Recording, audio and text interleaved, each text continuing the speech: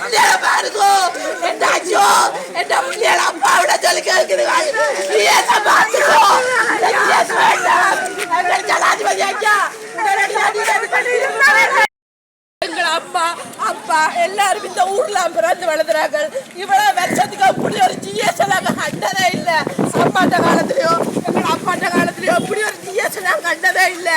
எங்களுக்கு வேண்டாம், எங்களுக்கு இந்த ஜிஎஸ் வேண்டாம். எங்களோட அண்ணா இல்லை, மக்களுடைய கஷ்டம் கேட்கிறா இல்லை. எங்களுடைய புள்ளிய தள்ளி விட்டு புள்ளிகளை பாருங்க. எங்களுக்கு இந்த ஜிஎஸ் வேண்டாம். சிவாஜினி அவாட்ட போய் சார் மீஸ் எங்கட பிள்ளைகளுக்கும் இந்த மாற்றுத்திறனாளியான அண்ணாக்கும் ஒரு பாசல் சோறு கொடுங்கன்னு சொன்னது என்ன தம்பியும் என்ன மனுஷனும் சார். அதுக்கு 2 பேரையும் நான் ஜிஎஸ் என்ன மனுஷன் போலீஸ் நான் உங்களை 2 பேரும் இப்ப அரெஸ்ட் பண்ணி காட்டுறேன் சொல்லி சார் அரெஸ்ட் பண்ணி வச்சிருக்கிறேன். இந்த 3 பிள்ளைகளோடையும் இவாவும் அந்த தம்பிக்கும் ஒரு பிள்ளை, அந்த பிள்ளையும் கூலி வேலை செய்தான் சார். எங்களை பிள்ளைகளை பாக்கினோம் இவ ஒரு சோத்துக்காக கொண்டு அரெஸ்ட் பண்ணி வச்சா நியாயமா சார்? இந்த இலங்கையில இப்படி ஒரு நிலைமையா, இப்படி ஒரு அராஜகமா என்ன சார்? அரசு உத்தியோகத்தில் இருக்கிற ஒரு ஆள் என்று போட்டா எடுக்கினாம், இதே என்ற பிள்ளைய தள்ளி விடுத்துட்டு சொல்லி வென்று போட்டா அது ஒன்றும் என்று எடுக்கலாம் என்று சொல்லினோம் சார். நான் இல்லை எனக்கு என்று எடுத்துத்தான் ஆகணும் என்ற பிள்ளைய பாருங்கன்னு சொல்லி கேட்க கூட பேசினோம் சார். ஏனண்டா 10 தடவை போலீஸ்ல தான் அவரோட ஹஸ்பண்ட் வேலை செய்யறா. எப்படியெல்லாம் கேஸ் போட்டிருப்பா, பொய்யான கேஸ் போட்டிருக்கிறா சார். அவங்கள தூசணத்தால பேசினது அப்படின்னு சொல்லி பொய்யான கேஸ் போட்டிருக்கிறா. பொய்யான கேஸ் போட்டு ரிமாண்ட் பண்ணணும், உன்னை ரிமாண்ட் உங்க 2 பேரும் ரிமாண்ட் பண்ணி காட்டுறேன்னு சொல்லி ஒரு குடும்பம் 3 பிள்ளைக்கு தந்த நான் அந்த கூலி வேலைக்கு போற ஒரு வெளிநாட்டு உதவியோ ஒன்றும் இல்லை. எங்கட குடும்பம் சரியான வறுமை சார். எங்கட அப்பாவை வெள்ளத்துல காண இல்லை. எங்கட அக்காக்கள் 2 பேரும் மனநிலை சரியில்லாம வீட்டுல அண்ணா அம்மாக்காம இருக்கணும். எங்களுக்கு ஒரு தட்ட உதவியும் இல்ல. ஒரு எங்கட ஊரால ஒன்றியம் என்று சொல்லி அவையிலான கொஞ்சம் சாமான் கொண்டு தந்தவை, கக்கோளத்து இளைஞர்கள் சேர்ந்து எங்களுக்கு கொஞ்சம் சாமான் கொண்டு தந்தவை. அவைகளுக்கு நாங்க நன்றி சொல்லணும். கொஞ்சம் அரிசியும் கொஞ்சம் மாவும். மற்றபடி ஜிஎஸ் ஆல எந்த ஒரு உதவியும் எங்களுக்கு கிடைக்க இல்லை. ஏன்னு சொன்னா அவ சாப்பாடு கேட்டு பிரச்சனை பட்டோன்னா எங்களோட பேர் பதிய இல்லை, எங்களோட அம்மாண்ட பேர் பதிய இல்லை, எங்களோட தம்பிண்ட ஒய்ஃபிண்ட பேர் பதிய இல்லை. இதுக்கு நாங்க ஸ்கூல்ல போய் இருந்தாங்க, 3 நாள் இருந்தாங்க. நான் என் பிள்ளைய ஹஸ்பண்ட் எல்லாம் இருந்தாங்க. எந்த ஒரு சாப்பாடும் கொடுக்க இல்லை. சாஜி பாபாவால கொண்டு சாப்பாடு அப்படி பிரைவேட்டா கொடுத்த சாப்பாடுகளை தான் வேண்டி சாப்பிட்டு கொண்டு இருந்தாங்க. ஜிஎஸ் எண்ணங்களுக்கு ஒரு சாப்பாடு பதிவில்லை, உங்களுக்கு சாப்பாடு இல்லை, வெளியில போங்க அப்படி என்று கேட்க ஐயோ 6வது சாஜியால் அப்படி வேறு ஏதாவது சாப்பாடு கொண்டு வருவாங்களா என் பிள்ளைங்களுக்கு வாங்கி கொடுக்க அப்படி ஒரு சார் இருந்தாங்க. ஜிஎஸ் தருவான்னு நம்பினாங்க. அன்பார்ந்த பார்வையாளர்களே, உங்களுடைய நிறைந்த ஆதரவை வழங்கி எமது யாழ் டிவி சேனலை சப்ஸ்கிரைப் செய்யுங்க. எனினும் இன்னும் எமது சேனலை ஆரம்பித்து 1.5 வருடங்கள் ஆகியும் எமக்கான பார்வையாளர்களின் ஆதரவு குறைவாக உள்ளது. மேலும் எமது சேனலை சப்ஸ்கிரைப் செய்யாமல் 98% பார்வையிட்டு வர்றீங்க. உங்களுடைய ஆதரவு எமக்கு மிகவும் முக்கியமானது. எங்களை ஊக்குவிக்கவும் எமது செய்திகளை தடைகளின்றி உடனுக்குடன் அறிந்து கொள்ளவும் எமது சேனலை சப்ஸ்கிரைப் செய்யுங்க. மேலும் பெல் பட்டன் அழுத்தி எம்மை உற்சாகப்படுத்துங்க. எந்த பிள்ளைய பசிக்குது அப்பா என்ன சொன்னா அப்படிதான் சார். மாமா எந்த பிள்ளை பசிக்குது மாமா எந்த அப்படிதான். எந்த பிள்ளைகள் 3 அழத்தான், 2 பிள்ளைகளும் அழுது, இந்த பிள்ளையும் அழத்தான் சார். அவையில் போய் மிஸ் இந்த பிள்ளைகளுக்கு பதிவில்லாட்டாலும் ஒரு பாசல கொடுங்க வேணும்னு சொல்லி கேட்டதுக்கு தான் சார். உங்களை சாப்பாடு தெரியல, அது ஒன்றும் தெரியலாதுன்னு சொல்லி விரட்டி விட்டு போலீஸ்ல கம்ப்ளைண்ட் பண்ணி இப்போ போய் கேஸ் போட்டு அரெஸ்ட் பண்ணி வச்சிருக்கிறோம். இதுக்கு ஒரு தீர்வு கிடைக்காதா? டிஎஸ் இப்ப சொல்ற போலீஸ் கேஸுக்கு தனக்கும் எந்த விதமான சம்பந்தமும் இல்லை. ஆனா நான் ஜிஎஸ் கூப்பிட்டு விசாரிக்கிறேன். அவ ஒரு கவர்மெண்ட் அரச உத்தியோகத்தர் என்ற ரீதியில் அவ எந்த ஒரு ஆக்ஷனும் எடுக்க மாட்டோம். மக்களே, நீங்கள் ஜனாதிபதி ஐயா, நீங்கள் வந்து இந்த நாட்டில் எவ்வளவு மாற்றங்கள், நீங்கள் உடனடியாக இதை பார்த்து எனக்கும் என்ற 3 பிள்ளைகளுக்கும் இந்த பிள்ளைன்ற தாய்க்கும் எங்களுக்கும் ஒரு முடிவு வேணும். இல்லைன்னா நாங்கள் என்ன முடிவு எடுப்போம்னு எனக்கே தெரியாது. நான் என் பிள்ளைகள் மன ரீதியா இந்த பிள்ளை படிக்கிற பிள்ளை, இந்த பிள்ளையும் அந்த பிள்ளையும் தம்பிஞ்ச வாங்க இந்த பிள்ளையும் அந்த பிள்ளையும் படிக்கிற பிள்ளை, இதுகள் தான் மன ரீதியா பாதிக்கப்பட்ட இந்த பிள்ளை நாளைக்கு என்னன்னு படிக்குங்க. நீங்க தான் சொல்லணும். இந்த பிள்ளை இப்ப வெயிலுக்கு வச்சு நிக்கிறேன் பாருங்க, ஒரு ஆக்ஷன் எடுக்கலாம், வெயிலுக்கு வச்சுக்கணும். இந்த பிள்ளைக்கு வருத்தம்டா நாளைக்கு யார் பொறுப்பு? ஜெயநாட்டார் ஜிஎஸ் தான். நான் எந்த பிள்ளைகள் 3க்கு மீது நடந்து என்ன மனுஷனுக்கு மீது நடந்தா ஜெயநாட்டார் ஜிஎஸ் தான் பொறுப்பு. இப்படி உங்களுக்கு சொல்லி இருக்கிறேன். லெட்டர் நான் எழுதி வச்சு போட்டு தான் நான் என்னென்னாலும் செய்வேன்.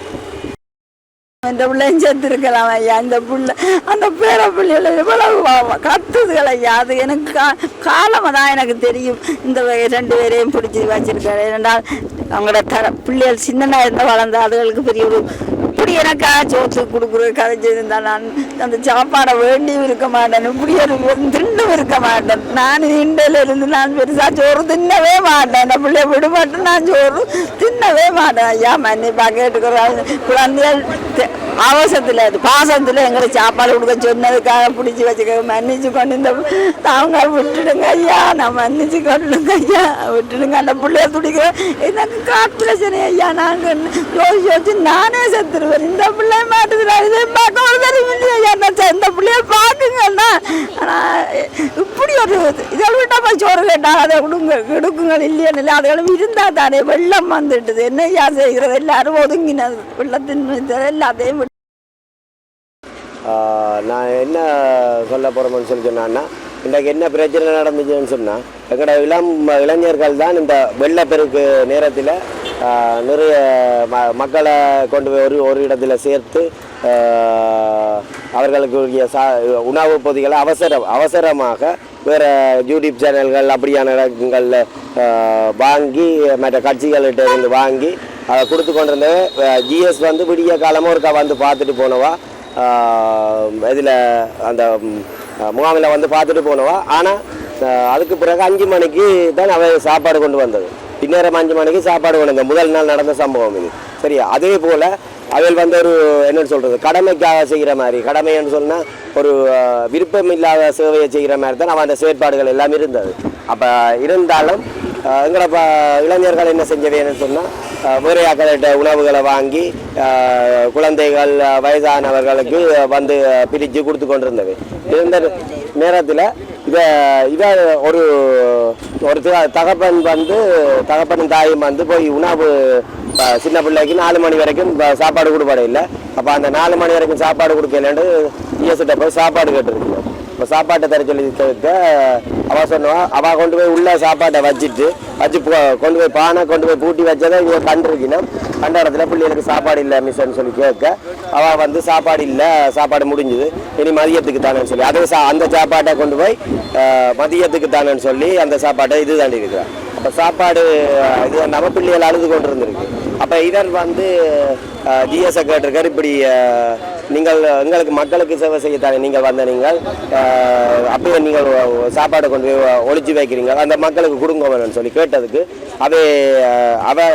அதாவது வந்து கீதாஞ்சலன் சிவாஜினி அவன் பெயர். கீதாஞ்சலன்ன்றது வந்து அவன் ஹஸ்பண்ட். அவள் வந்து இது தாண்டி இருக்கிறார், அவர் வந்து போலீஸாக இருக்கிறார் ஹஸ்பண்ட். உடனே அவள் தன் ஹஸ்பண்டின் பவரை பயன்படுத்தி அவன் 2 பேரையும் போட்டதில் இந்த அவையில் வந்து பிள்ளைகள் 3 பிள்ளைன்ற பிள்ளைன்ற தாய் அவை 2 பேரும் தவிச்சு கொண்டு இருக்கின்றோம். அப்போ தவிச்சு கொண்டு இருந்துட்டு போய் ஜிஎஸ்கிட்ட போய் அவை கதைச்சதுக்கு நாங்கள் மன்னிப்பு கேட்குறோம்னு சொல்லி மன்னிப்பு கேட்க போய்க்கல ஒரு பிள்ளையை தள்ளி விழுத்திருக்கிறேன். சரியா? தள்ளி விட்டுட்டு வெளியில் போங்கன்னு சொல்லி கிளச்சி விட்டுருக்குறேன். அப்போ அதால் தான் அந்த காரணத்துக்காக தான் இப்போ வந்து நீதியை கேட்டு கிடைச்சி ஏஜிஏட்டை வந்து நிறைய பேர் கம்ப்ளைண்ட் பண்ணியிருக்கிறேன்னா நிறைய கடிதம் போயிருக்கு. இல்லைன்னு சொல்லி மறுக்க சொல்லி கேளுங்க. நான் அறிஞ்ச ஒரு 4-5 லெட்டர் போயிட்டு இதுவாக மாற்ற சொல்லி ஏன்னு சொல்லி சொன்னால் இவா வந்து வெள்ளத்துக்குள்ள இறங்கி பார்க்க இல்லை, வெள்ளத்துக்கு இறங்கினா நீச்சி இறங்கி வருமானு சொல்லியிருக்கிறான். சொல்லி இந்த கடிதம் கொடுத்த அடுத்த நிமிஷம் ஏஜியை பேசி அங்கே வந்திருக்கிறான். சரியா? இது இப்படி ஒரு சம்பவம் எல்லாம் நடந்திருக்கு. அதால் மக்களுக்கு சேவை செய்யக்கூடியவர்கள் தான் எங்களுக்கு வந்து என்ன செய்யுது, எங்களுக்கு தேவை. மக்களுக்கு சேவை செய்யாத யாரும் எங்களுக்கு தேவையில்லையான்னு சொல்லி கேட்டுது. வீட்டை வெள்ளமாம்மா இருங்க பொறுங்க, நான் ஜிஎஸ்கிட்ட சாப்பாடு கேட்டுட்டு வரேன்னு சொல்லி எந்த 2 பிள்ளையும் இந்த பிள்ளையும் பசியில் அழத்தான் சாப்பாடு கேட்டேன். இல்லைன்னா நாங்கள் என்ன செய்யறதாலும் ஒரு சோறு கறியும்னாலும் எந்த பிள்ளைகளுக்கு கதைச்சி சமைச்சு கொடுப்போம். போய் சாப்பாடு கேட்கத்தான் உடனடியாக போலீஸில் போய் கம்ப்ளைண்ட் பண்ணி தன்னிட்ட வந்து சாப்பாடு கேட்டுட்டு தன்னை வேலையை குழப்பிட்டு தான் சொல்லி உடனே கம்ப்ளைண்ட் பண்ணியிருக்கிறோம். உடனடியாக எந்த மனுஷனை ரிலீஸ் பண்ண சொல்லுங்க. நாங்கள் சாப்பாடு கேட்டது குற்றம்னா அப்புறம் என்னதுக்கு இலங்கையில் ஒரு இலங்கை பிரச்சனை எண்ணங்களுக்கு உரிமைதான். நாங்களும் இந்த நாட்டில் இருக்கிறோம். என்ன ஜிஎஸ்ண்டா என்ன அவ்வளவு பெரிய உங்களுக்கு ஜிஎஸ்ண்டா அரச உத்தியோகத்தில் இருக்கிற வேண்டிய உயிர் உசர்த்தி நாங்கள் தாழ்த்தியோம். மக்களாக இருக்கிற நாங்கள் செத்தா கேஸ் இல்லையோ சார், நீங்களே கேளுங்க, மக்களே நீங்களே ஒவ்வொரு கேளுங்க. நானும் எந்த பிள்ளைகளும் செத்தா கேஸ் இல்லையோ, ஜிஎஸ் போலீஸ்மெண்டா தானா நீங்கள் கணக்கில் எடுப்பீங்க, அல்ல பெரிய பெரிய பதவியில் இருக்கிறார்கள் வெளிநாட்டில் இருக்கிறார்கள் கேஸ் என்ன எடுப்பீங்க. இப்படி 7 கேஸ் தான் நீங்கள் எடுக்கணும் கட்டாயம். சின்ன சேனலுக்கு எதாக இருந்தாலும் அது கொஞ்சம் ஆதரவு கொடுங்க. உங்கள் பொண்ணான கையை கொண்டு அந்த பெல்லில் தட்டிடுங்க. அவங்களுக்கு சப்ஸ்கிரைபர் 5-10 ஏறுனா அவங்க மனசு சந்தோஷப்படும். அவங்க வீடியோவும் பாருங்கள்.